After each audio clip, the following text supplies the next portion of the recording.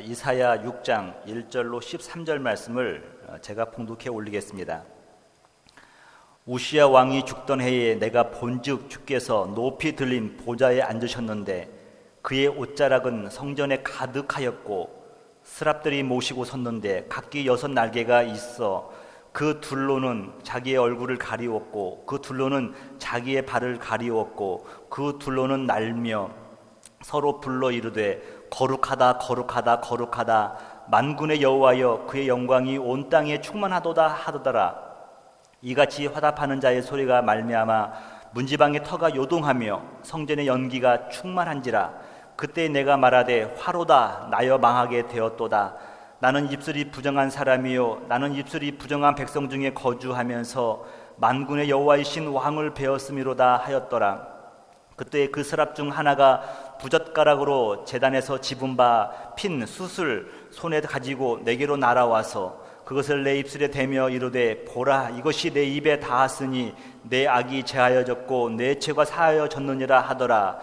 내가 또 주의 목소리를 들으니 주께서 이르시되 내가 누구를 보내며 누가 우리를 위하여 갈꼬 하시니 그때 내가 이르되 내가 여기 있나이다 나를 보내소서 하였더니 여호와께서 이르시되 가서 이 백성에게 이르기를 너희가 듣기는 들어도 깨닫지 못할 것이요 보기는 보아도 알지 못하리라 하여 이 백성의 마음을 둔하게 하며 그들의 귀가 막히고 그들의 눈이 감기게 하라.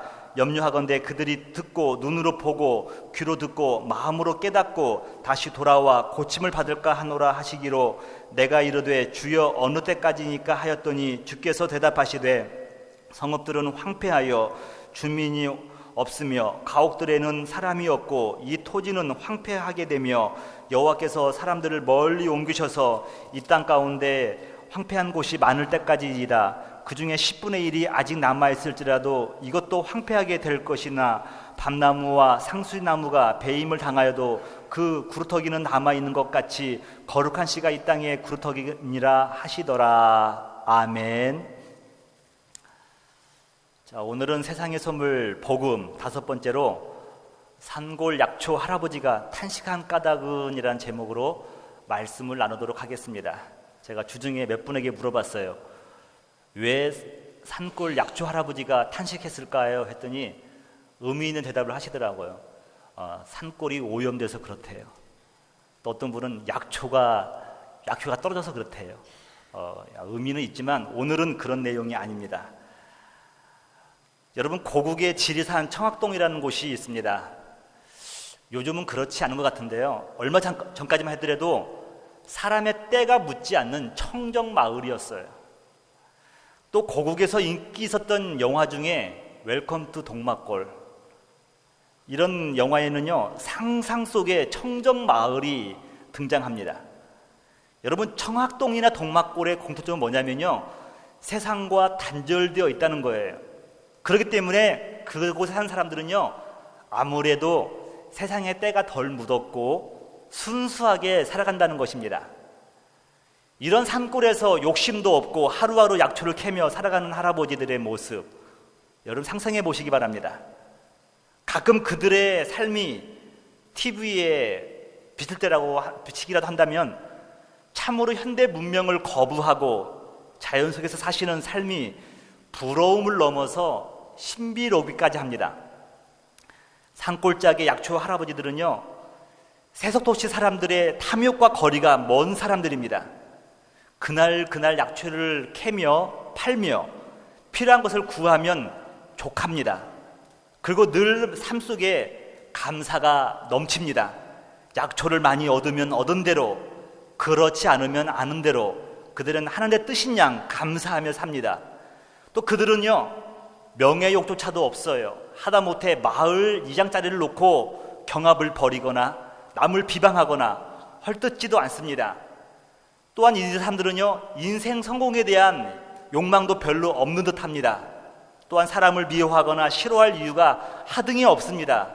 왜냐하면 별로 사람들의 왕래도 없을 뿐더러 서로의 사람에 대해서 소중히 여겨주기 때문입니다. 여러분, 그분들의 삶을 한마디로 요약한다면 이거예요. 법 없이도 살 수 있는 사람들이라는 겁니다.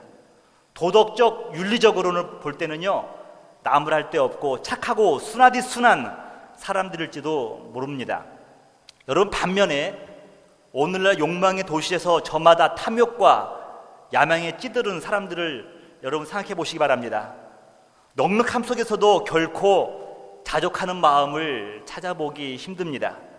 당연히 감사한 마음 대신 불평과 불만이 그들의 마음을 사로잡고 있습니다. 성공에 대한 열망이 대단하기에 수단과 방법을 가리지 않고 야망을 이루어 갑니다. 따라서 남을 비방하는 유언비어와 거짓말과 모략이 판을 칩니다. 여러분, 교회와 성도의 세계도 별반 차이는 없는 듯합니다. 과정이 어찌하든 간에 큰 대형 교회만 만들면은 하나님의 축복이고 그렇지 않으면 저주라고 생각합니다. 교회의 본질에는 별로 관심이 없습니다. 사람이 많이 모이기만 하면요 장땡인 거예요. 상생의 목회도 없습니다. 함께 더불어 가는 길도 없는 거예요. 세상 사람들도 교회의 아름답지 못한 속성, 때론 탐욕이 거룩한 교회를 지배하고 있음을 그들도 알고 있습니다. 급기야 그들이 교회를 향하여 개혁을 요구하며 떠들어댑니다. 어쩌면 그들의 요청 속에는요 교회의 본래성과 본질적 사명을 회복하기를 바라는 마음이 있을 수도 있습니다. 여기까지는 좋다고 생각합니다. 그런데 여러분, 세상 사람들이 외치는 개혁의 방향이 산골 약초 할아버지의 삶처럼 그들을 본받으라고 한다는 것입니다. 하루하루 삶에 만족하라, 감사하라, 사람을 미워하지 말고 서로를 존중해 주라, 명예욕을 버리라 등등. 여러분의 생각은 어떻습니까? 교회와 교역자들이 약초 할아버지와 같은 마음으로 돌아가야 된다고 여러분 생각하십니까? 그건 저는 다르게 생각합니다. 아마도 결론적으로 보여지는 모습에서는 유사성을 가질 수도 있지만요 동기는 사뭇 다름을 알아야 합니다. 약초 할아버지의 삶은 순수하고 욕심도 없고 착하고 정직하게 살아갈 수도 있습니다. 하지만 세속도시의 사람들 못지않게 그들 역시 영적인 심각한 문제에 직면하게 될 것이라는 사실입니다. 그들은 자신들의 삶을 의로 내세울 것입니다만 자기 행위로 의로운 삶으로 하나님 앞에서 의롭다 인정을 받을 사람은, 그런 인생은 아무도 없습니다.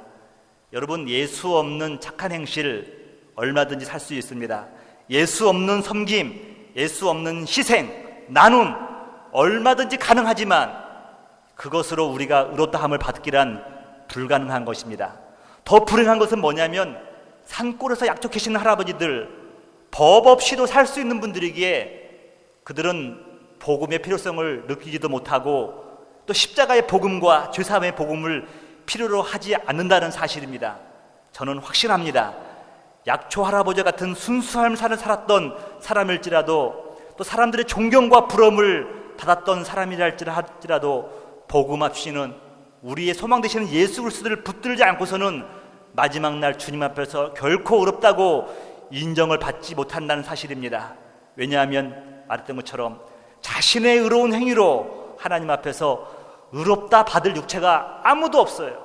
로마서 3장 20절에 보니까요, 그러므로 율법의 행위로 그 앞에 의롭다 하심을 얻을 육체가 없나니 율법으로는 죄를 깨달음이라 라고 말씀하고 있어요. 율법으로는요 착하게 살으라고 하는 주예요. 하나님을 닮아가라고 하는 것이에요. 그런데 그 율법을 지킬 인생이 아무도 없습니다. 그럼에도 불구하고 오늘날 세상의 언론과 사람들은 물론이거니와 심지어 수많은 강단과 설교회에서조차도 약초 할아버지의 삶을 살지 못함을 한탄하며 그들에게 그러한 삶을 강조하고 그렇게 살라고 가르치고 있다는 사실입니다. 여러분, 이거 문제 있는 거 아닙니까? 그들의 삶이 잘못됐다는 것이 아니라 예수 없는 복음 없는 선행 정직한 삶이 문제라는 것입니다. 이 모든 것들은 자기 의밖에 안 되기 때문에 결국에는 허망한 길이요 망하는 길이라고 성경에서는 말씀하고 있습니다. 오히려 세리와 죄인들이 자신들이 죄인임을 깨닫고 하나님의 긍휼하심을 구할 때 그들은 하나님 앞에서, 예수님 앞에서 비로소 의롭다함을 얻을 수 있었다는 사실입니다. 세상은 이것을 알 수도 깨달을 수도 없습니다. 왜냐하면 그 이유를 제가 잠시 후에 말씀을 드리겠습니다. 그렇다면 우리가 붙잡아야 할 진리는 무엇입니까? 오늘 본문에서는 이사야라고 하는 선지자가 나옵니다. 그는 나름 유력한 유다 지파의 사람이었습니다. 사람들에게 비난받을 만한 일을 하지도 않을 뿐더러 오히려 많은 존경을 받던 사람이었습니다.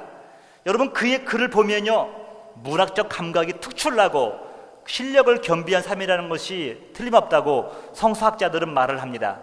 여러분, 또 그는요, 그 당시 왕족과도 매우 친밀한 관계에 있던 사람이며 나름 내세울 것도 배경도 백도 능력도 실력도 겸비한 사람입니다. 산골 약초 할아버지의 도덕성과 윤리성에 비교해서 떨어질 것이 전혀 없는 사람입니다. 그런데 그러한 그가 갑자기 화로다, 나는 망하게 되었다라고 외치고 있습니다. 왜 망할 수밖에 없는 인생입니까? 오늘은 이야기를 통하여서 하나님께서 주시는 메시지가 무엇인지를 몇 가지 살펴보고자 합니다. 첫 번째는 뭐냐면, 하나님의 영광을 바라볼 때 우리들의 죄인들은 자신의 죄된 본성을 발견할 수 있다는 것입니다. 아마도 이사야는 다른 사람들에 비해서 스스로 괜찮은 사람이라고 생각했을지도 모릅니다. 세상 사람들이 추구하는 탐욕과는 거리가 멀었고 그러한 삶을 살았습니다. 또 그는 모든 사람이 인정하는 도덕과 윤리성을 겸비했던 사람이었을지도 모릅니다. 하지만 이러한 마음은 영적인 환상을 본 후에 산산조각이 나고 맙니다. 여러분, 오늘 1절에 보시면 이렇게 나오고 있어요. 이사야는 우시아가 죽던 해에 영적인 환상을 바라보게 됩니다. 여러분, 중요한 게 뭐냐면 이거예요. 우시아가 죽던 해라는 거예요. 우시아. 여러분, 우시아는 종교개혁을 한 왕이지만요, 그의 마음 가운데 교만함이 있어가지고 자기가 예배를 집도합니다. 자기 마음대로 예배를 인도하는 거예요. 그러다가 하나님 앞에 벌을 받아서 죽임을 당하는 겁니다. 저와 여러분들 가운데 왜 하나님의 영광을 우리는 보지 못하는가? 여전히 우리 마음 가운데요, 교만한 우시아가 있는 거예요. 우시아가 하나님의 영광을 보는 것을 막고 있지는 않습니까? 다시 한번 1절 보시면, 우시아 왕이 죽던 해에 내가 본즉 주께서 높이 들린 보좌에 앉으셨는데 그의 옷자락은 성전에 가득하였고. 여러분, 이 성전에요, 하나님의 옷자락이 가득해요. 하나님의 영광이 가득한 거예요. 여러분, 상상해 보시기 바랍니다. 스랍들이 모시고 섰는데 각기 6날개가 있어 그 둘로는 자기 얼굴을 가리웠고 그 둘로는 자기의 발을 가리웠고 그 둘로는 날며, 이들이 뭘 하냐면요, 하나님을 찬양하는데 거룩하다, 거룩하다. 여러분, 만군의 여호와께서 얼마나 거룩한 존재인가에 대해서 말씀을 하는 겁니다. 여러분, 그 황홀한 모습, 여러분, 그것을 여러분들이 본다고 한다면 여러분은 어떤 고백이 나오겠습니까? 이사야는 그 영적인 환상을 보고 난 후에 매우 중요한 사실을 한 가지 깨닫기 시작했습니다. 그가 감히 하나님의 영광을 보았다는 거예요. 하나님의 영광을 보고 살아남은 인생이 하나도 없다는 사실을 그는 알게 되었습니다. 그리고 그는 자복하기 시작합니다. 5절 보세요. 그때에 내가 말하되 화로다, 나여 망하게 되었도다. 여러분, 이사야는 나름대로 존경을 받고 윤리적으로 도덕적으로 괜찮게 살아가던 사람이었습니다. 하나님의 영광을 본 순간 자기의 본성을 발견한 거예요. 자기의 마음의 미움을 발견한 거예요. 교만함을 발견한 거예요. 여러분, 가장 불행한 사람 중 하나가 누구입니까? 초반에 말씀드렸던 약초 할아버지 같은 인생들입니다. 왜냐하면 자신들이 망하게 된 것을 감히 알 수가 없기 때문입니다. 이 땅에 살았거나 살아가고 있는 모든 사람들, 하나님이 사용하셨거나 그렇지 않았거나 할 것 없이 하나님 앞에서 망하지 않을 인생은 아무도 없습니다. 근데 여러분, 하나님이 그 망할 인생들을요, 추스려서 사용하시는 것을 우리는 발견할 수가 있습니다. 하나님께서 완벽해서 온전해서 사용한 사람은 이 땅에 한 명도 없습니다. 1차 전도 여행을 성공리에 마친 바울과 바나바는 2차 전도 여행을 꿈꿉니다. 여러분, 이들은요, 하나님을 섬기며 한 가지의 목적을 가지고 있었습니다. 그렇지만 이들 마음 가운데조차도요, 각기 다른 생각들이 자리하고 있는 거예요. 그게 사도행전 15장에 나와 있지 않습니까?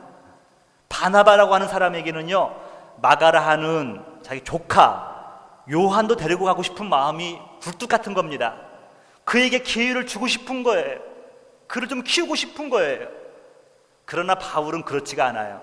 바울은 밤빌리아에서 자기를 떠나 함께 일하러 가지 아니한 자를 데리고 가는 것이 옳지 않다 하여, 바울은 보니까요, 힘들면 도망가 버리는 거예요. 힘들면 내려놓고, 좋은 일이면 달라들고, 이것을 싫게 여겼다는 것입니다. 여러분, 바나바나 바울이나 누가 틀렸다고 말할 수가 없어요. 근데 문제는 뭐냐면 그 다음 절에 나와요. 서로 심히 다투어 피차 갈라서니. 여러분, 이게 하나님을 만난 사람들, 하나님을 환상 가운데 보았던 사람들, 그의 복음을 전하던 사람들의 실상의 모습입니다. 여러분, 이분들도 이 정도라고 한다면요, 망하지 않을 인생이 어디 있겠습니까? 피차 갈라서니 바나바는 마가를 데리고 구브로로 가고, 구브로는 바나바의 고향이죠. 바울은 신라를 택한 후에 형제들에게 주의 은혜에 부탁함을 받고 떠났다라고 말씀하고 있어요. 근데 바울의 사적은 많이 나오는데 바나바에 대해서는 나오지 않아요. 근데 그 이유는 뭐냐면 심플한 거예요. 바나바가 그만둔 게 아니라 바나바도 바울 못지않게 사역을 했는데 기록을 남기지 않은 겁니다. 여러분, 어쨌든 바울과 바나바가 심히 다투어서 갈라섰다라고 말씀하고 있어요. 여러분, 하나님 앞에서 망하지 않을 인생, 쓰임받은 인생도요, 약점 다 있고 망한 인생이라는 거예요. 근데 그 망한 인생을 하나님께서 귀하게 여기시면서 사용하시는 것입니다. 사람 앞에서 망하면 구설수에 오르고 창피하지만 하나님 앞에서 망하면요, 다시 설 수 있는 기회가 주어지는 것입니다. 저와 여러분들은 그래서 하나님 앞에서 망해야 돼요. 망해야 돼요. 여러분, 이렇게 도도하게 앉아 계시는데 주님 앞에서 다 망해야 되는 겁니다. 저도 망해야 돼요. 이것이 살 수 있는 유일한 길이라는 것입니다. 하루 더 빨리 망하는 것이 하나님 편에서는 좋은 것이에요. 제가 아시는 한 성도님이 이런 고백을 하는 거예요. 사업이 어려워지고 일이 잘 안 풀리더라는 겁니다. 그때 LA의 대형교회 한 여전사님 알고 지냈는데 그분이 이런 제안을 하시더라는 거예요. 집사님, 40일 특별 작정 기도를 하십시오. 그리고 매번 들 때마다 5불씩 헌금을 하십시오. 그럼 40일 새벽 예배가 끝나고 나면 하나님께서 뭔가 응답해 주실 것입니다라는 말을 했다는 거예요. 그래서 그 마음이 솔깃하여서 40일 새벽 기도를 하고 매번 5불씩 헌금을 드렸다고 합니다. 작정 기도가 끝났습니다. 여러분, 무슨 일이 일어났겠습니까? 아무 일도 없었어요. 사업에 해묵 기묘도 없었다고 합니다. 그분이 저를 만나서 저에게 묻는 거예요. 어찌 하나님이 나에게 이러실 수 있습니까? 라고 묻더라고요. 제가 그랬죠. 집사님, 그래도 40일 동안 하나님과 가까워질 수 있는 시간이 아니었습니까? 그것도 참 복이라고 생각합니다. 그리고 망해야 합니다. 철저히 하나님 앞에서 망하십시오. 물론 속으로 말했습니다. 여러분, 우리의 욕망을 가지고 주 앞에 나가는 거, 그러한 모습이 바로 죄인 된 모습이라는 것입니다. 육신의 허망한 생각이 망해야 육이 사는 법입니다. 육신의 생각이 나를 지배하고 있는데 어찌 성령께서 나를 지배할 수 있겠단 말입니까? 여러분, 모태의 탯줄을 끊지 않으면요, 더 잘할 수도요, 영양분을 얻을 수도 없는 이치와 같은 겁니다. 사랑하는 성도 여러분, 하나님을 떠난 인생, 자신의 뜻대로 살아가던 인생이 이사야처럼 화로다, 나는 망하게 되었도다 하는 그 사실을 깨닫는 것보다 더 큰 축복이 어디 있겠습니까? 이스라엘을 망하는 길로 인도하시는 분도 하나님이시요, 때론 걸림돌을 놓으시는 분도 하나님이십니다. 하지만 결국에는 돌아오게 하시고 회복시키시며 걸림돌이 변하여서 디딤돌이 되게 하시는 분도 하나님이시라는 사실을 여러분 믿으시기 바랍니다. 우리는 이걸 믿기에 하나님께 앞에서 망해야겠다, 화로다, 나는 망하게 되었도다, 그런 고백을 해야 될 줄 믿습니다. 여러분, 이런 고백 가운데서 주님과 함께 새로운 삶을, 인생을 경영하는 여러분 되시기를 주님의 이름으로 축원합니다. 두 번째로는요, 그리스도의 의가 전가될 때 비로소 우리는 의로워질 수 있다는 사실입니다. 이사야는 절망 가운데 빠졌습니다. 거룩한 하나님을 배웠던 것이 자신이 곧 큰 죄라는 사실을 알게 되었다는 것입니다. 그때 하나님의 천사 수룹 하나가 제단에서 숯불을 가져다가 이사야의 입에 대면서 내 죄가 사해졌다라고 말을 합니다. 저는 이 본문이요, 우리 기독교와 타 종교의 타 종교를 구분하는 가장 큰 핵심 중에 하나라고 저는 생각을 합니다. 여러분, 타 종교도 나름 거룩하고 깨끗한 삶을 추구하려고 애를 쓰고 있습니다. 그러나 방법이 다릅니다. 자기의 의로 착한 행실로 나아가겠다는 것이 바로 타 종교들이 거룩한 삶을 추구하는 것입니다. 어느 종교에서는요, 고해 성사를 하고 나면요, 이제 수사가 그에게 말을 한다고 합니다. 그 죄에 해당하는 일을 시킨다는 거예요. 제가 아내에게 거짓말을 했습니다. 2번 했습니다. 그럼 당신은 마당을 10분 동안 쓸으십시오. 그럼 당신의 죄가 사해질 것입니다. 여러분, 실제 그래요. 또 어떤 종교에서는요, 벽을 보고 3일 동안 수도합니다. 최소한의 쉼과 잠과 음식만 먹고요, 벽을 보면서 3년간 수도를 합니다. 그리고 깨달은 것이 뭐냐면, 인생이 아무것도 아니라는 것을 알게 됩니다. 그리고 진리를 깨달은 양 떠들어대면서 책을 써내려 갑니다. 산은 산이요, 물은 물이다. 얼마나 기가 막힙니까, 여러분? 여러분, 그러나 기독교는 인간은 죄인이기에 아무리 착한 행실도 하나님 앞에서 더러운 죄밖에 안 된다는 것을 믿기에 우리는 스스로 하나님 앞에서 의로움을 드러내려고 하질 않습니다. 여러분, 찬송가 214장에 보니까 이렇게 나와 있어, 가사가요. 나 행한 것 죄뿐이니 주 예수께 비옵기는 나의 몸과 나의 마음을 깨끗하게 하소서. 일단 가사가 1절부터가 심상치가 않아요, 여러분. 나는 내 스스로 깨끗게 할 수 없으니 예수님께 빈다는 거예요. 2절에 보니까 이래요. 내 어두운 눈 밝히시니 참 기쁘고 고마우나 그보다 더 원하오니 정결한 마음 주옵소서. 우리의 눈을 밝혀주시면 부시는 대로 우리의 죄악만 보이잖아요. 상대방의 약점만 보이잖아요. 마음으로 봐야 되는데 눈으로 보니까 그런 거예요. 또 4절은 이렇게 가사가 나오고 있어요. 못된 행실 다 고치고 악한 생각 다 버려도 주 앞에서 정결타고 자랑치는 못하리라. 여러분, 이런 고백이 여러분의 고백 되시기를 주님의 이름으로 축원합니다. 나로서는요, 의로워질 수 있는 길이 다 막힌 거예요. 내가 착한 행실을 한다고 하면 할수록 어떤 사람에게는 그 괴로움을 줄 수 있는 죄악이 될 수 있다는 겁니다. 그렇다면 어떻게 주의 자녀들이 하나님 앞에서 정결함을, 의롭다함을 얻을 수가 있겠습니까? 6, 7절에 나와 있잖아요. 제단 숯불은요, 하나님의 거룩함, 하나님의 의로움을 상징합니다. 입술이 부정하다고 고백하는 이사야의 입에 대는 겁니다. 그리고 나서 내 죄가 사해졌다라고 말씀하고 있는 거예요. 면벽 수양도 안 했습니다. 마당도 안 쓸었습니다. 다만 제단의 의로움이 그의 입술에 닿았을 뿐입니다. 여러분, 이 사실이 기독교의 가장 핵심인 칭의 사건 아닙니까?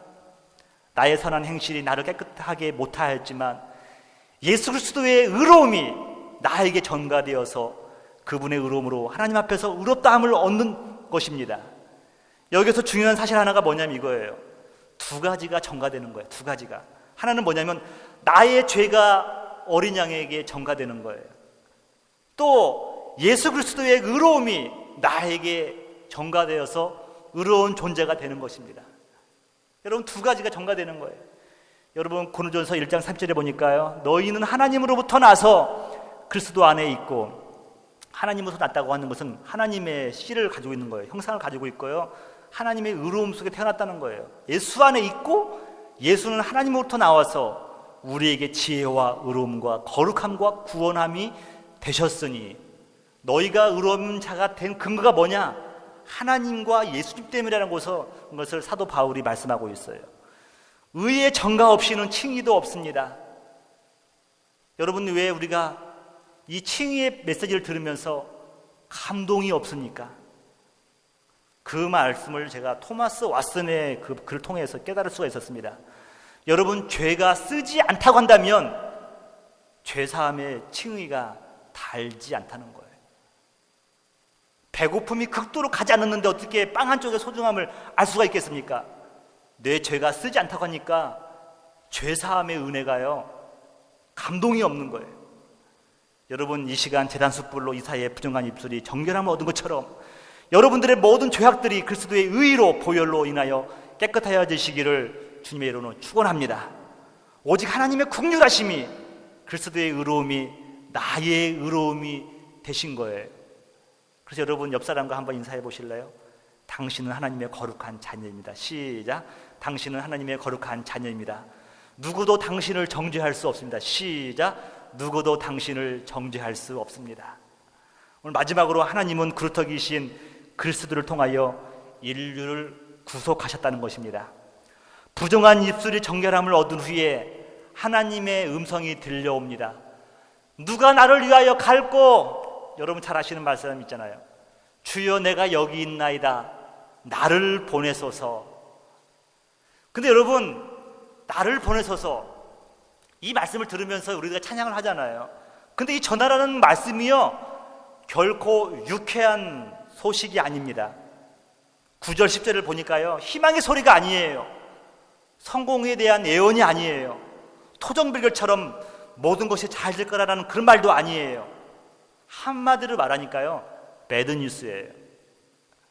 여러분, 나쁜 소식의 핵심이 뭐냐면 이거예요. 내가 전할지라도 그들은 들어도 깨닫지 못할 것이라는 거예요. 아니, 그런데 왜 전하라고 하는 건가? 여러분, 오늘 이 9절 10절이요, 아까 그거예요.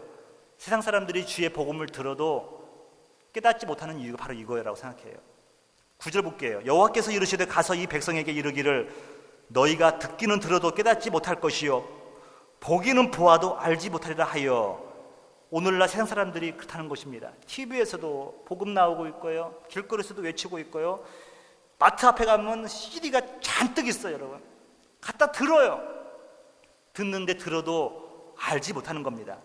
10절에 보니까 이 백성의 마음을 둔하게 하며 그들의 귀가 막히고 그들의 눈이 감기게 하라. 오히려 듣지 못하게, 깨닫지 못하게 하라는 거예요. 염려하건대 그들이 눈으로 보고 귀로 듣고 마음으로 깨닫고 다시 돌아와 고침을 받을까 하노라 하시기로.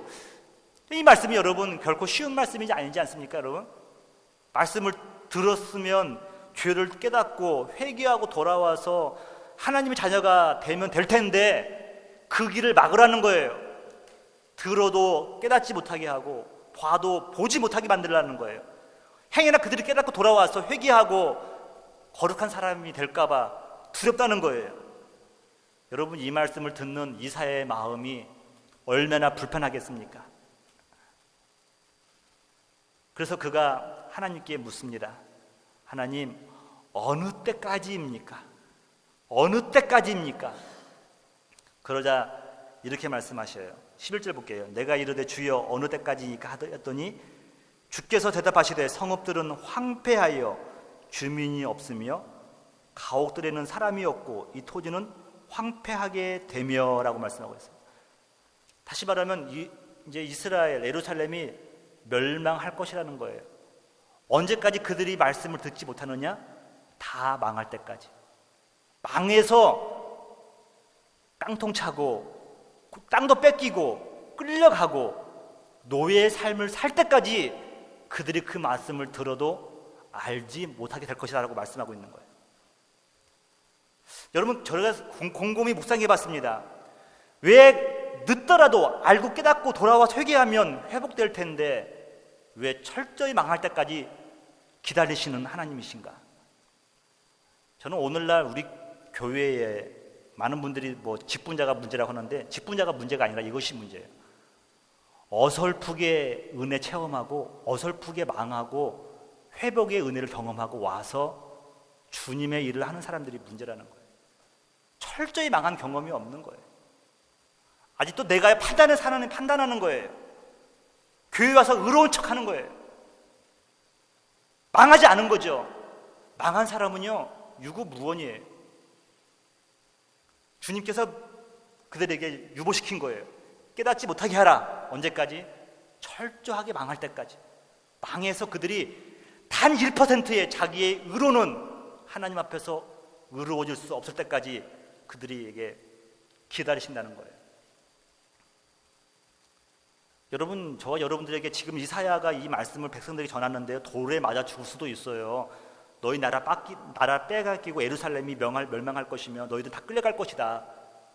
그 소식을 누가 듣겠습니까? 너희들 들어도 너희들이 그렇게 될 것이야. 왜냐하면 들어도 알지 못하고 깨닫지 못하니까. 여러분이 오늘날 이 말씀이 오늘 우리 가운데도 들려지고 있다고요. 근데 문제는 뭐냐면 우리는 알지 못하는 거예요. 어쩌면 이 소식이요 가히 아름다운 소식은 아니지 않습니까? 그런데 왜 이 소식이 복음이냐면요, 이 정도예요. 하나님께서 계획하신 것이기 때문에 하나님께서 회복시키신다는 거예요. 여러분 12절 보세요. 여호와께서 사람들이 멀리 옮겨져서 이 땅 가운데 황폐한 곳이 많을 때까지이니라. 그러나 여러분 그 중에 10분의 1이 아직 남아있을지라도 이것도 황폐하게 될 것이나 밤나무와 상술나무가 배임을 당하여도 그 구루터기는 남아있는 것 같이 거룩한 씨가 이 땅에 구루터기니라 하시더라. 사람의 눈에 볼 때는 다 망한 것처럼 보이지만 하나님께서는 다시 그 구루터기에서 새로운 희망이 나오게 하고 생명의 씨앗이 나오게 하겠다고 말씀하고 계시는 거예요. 내 행위로는 구원받을 방법이 없습니다. 다 잘림을 당해야 됩니다. 망해야 됩니다. 마지막 다 망한 다음에 마지막에 구루터기에서 한 생명이 나오는데 그 생명이 바로 누구예요? 예수 그리스도예요. 마지막 순간에 예수 그리스도를 통하여 회복되실 하나님 나라의 희망을 보여주면서 오늘 말씀을 마치고 있는 겁니다. 여러분, 저와 여러분들에게는요 다 망해야 돼요. 들어도 깨닫지 못해야 돼요. 어렴풋이 깨달아가지고 내가 의인인 양 교회 와서 여러분 행동하지 마세요. 다 깨져야 돼요. 그리고 나는 제로예요, 제로.